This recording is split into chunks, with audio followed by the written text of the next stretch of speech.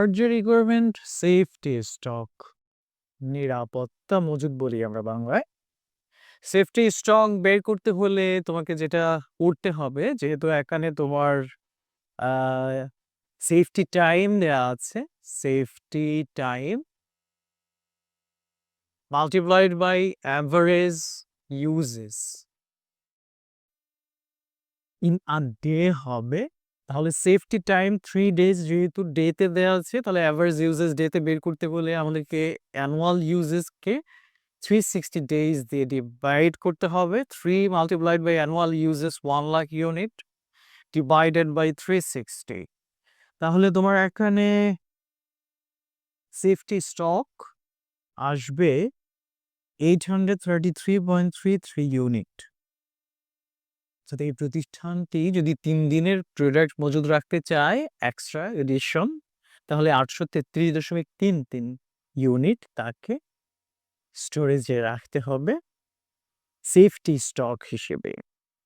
তাহলে reorder level কি হবে? যেহেতু সেফটি স্টক দেওয়া আছে, সেফটি স্টক দেওয়া থাকলে অ্যাভারেজ রেটটা মাল্টিপ্লাই করে আমরা সেফটি স্টকের সাথে অ্যাড করে দিব।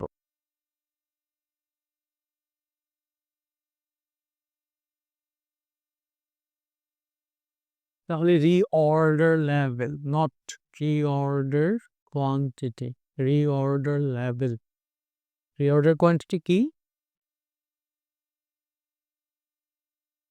Economic order quantity. Safety stock plus average usages multiplied by average lead time. তাহলে সেফটি স্টক পেয়েছি আমরা অলরেডি, যদি না পেতাম তাহলে বের করে নিতাম। সেফটি স্টক পেয়েছি 833.33 প্লাস অ্যাভারেজ ইউজেস এ, এখন আর ফর্মুলাটা লিখলাম না, 1 lakh divided by 360 multiplied by average lead time. Lead time একটাই দেওয়া আছে 8 ডেজ। অ্যাভারেজ যদি দুইটা দেওয়া হতো, দুইটাকে অ্যাড করে 2 দিয়ে ডিভাইড করে দিতাম। তাহলে এখানে তোমার রিঅর্ডার লেভেল আসবে 305549 ইউনিট। অর্থাৎ তুমি সেল করতে করতে, প্রোডাকশন করতে করতে তোমার র মেটেরিয়ালস বা স্টোরেজ বা স্টক যখন 3055 ইউনিট চলে আসবে, তখনই তুমি আরেকটা পারচেজ অর্ডার প্লেস করবে। এটাকে আমরা বলছি রিঅর্ডার লেভেল।